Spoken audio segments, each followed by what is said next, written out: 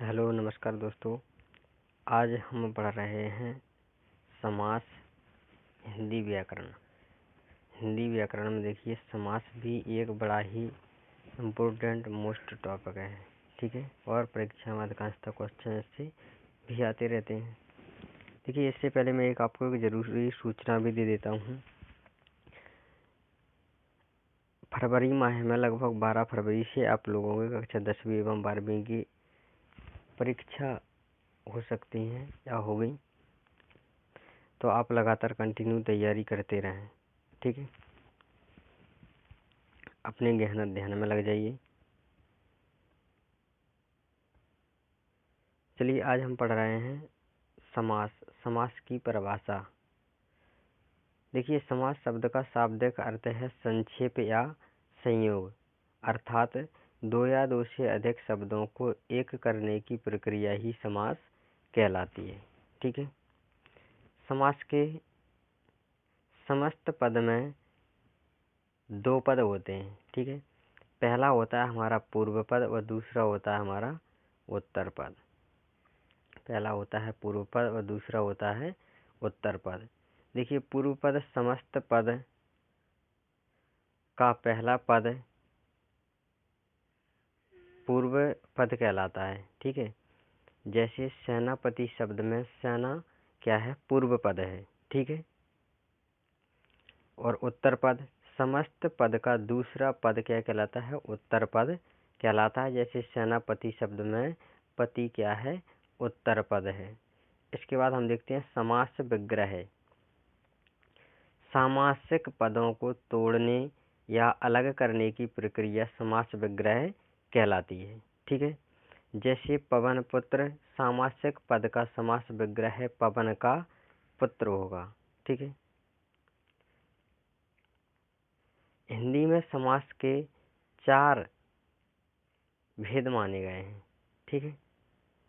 जैसे पहला है हमारा तत्पुरुष समास, दूसरा है हमारा बहुब्रीहि समास, और तीसरा है हमारा द्वंद्व समास, और चौथा है हमारा अव्ययीभाव समास। पहला देखते हैं हम तत्पुरुष समास। वह समास जिसका दूसरा पद प्रधान हो उसे तत्पुरुष समास कहते हैं। जैसे देश निकाला में सामासिक पद में निकाला शब्द जो या पद जो है वो प्रधान है, ठीक है।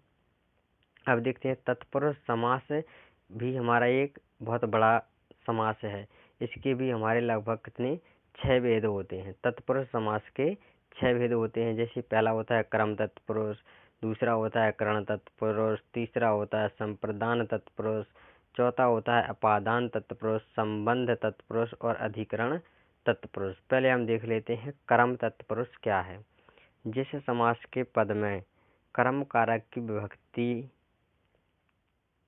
को का लोप हो जाता है उसे क्रम तत्पुरुष समास कहते हैं। देखिए समास एक और हमारा दिया हुआ है समस्त पद और एक और उसका विग्रह। समस्त पद में हमारा है स्वर्ग प्राप्त, मतलब स्वर्ग को प्राप्त, शरणागत यानी शरण को आगत।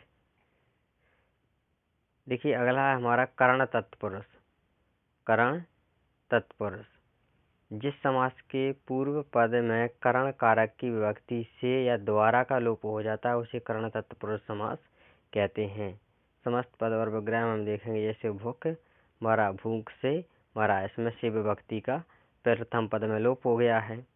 रेखांकित, रेखा से अंकित यानी कि पहले पद में से विभक्ति का यहाँ भी लोप हो गया है। अगला है हमारा संप्रदान तत्पुरुष। संप्रदान तत्पुरुष इसमें देखिए जिस समास के पूर्व पद में संप्रदान कारक की विभक्ति के लिए का लोप हो जाता है उसे संप्रदान तत्पुरुष समास कहते हैं। इसमें समस्त पद देखिए सत्याग्रह यानी सत्य के लिए, आग्रह यानी के लिए जो विभक्ति दी हुई है इसका इसमें पहले पद में प्रथम पद में लोप हो गया है। युद्ध भूमि, युद्ध के लिए भूमि, तो इसमें के लिए विभक्ति का लोप हो गया है, ठीक है। अगला है हमारा अपादान तत्पुरुष। जिस समास के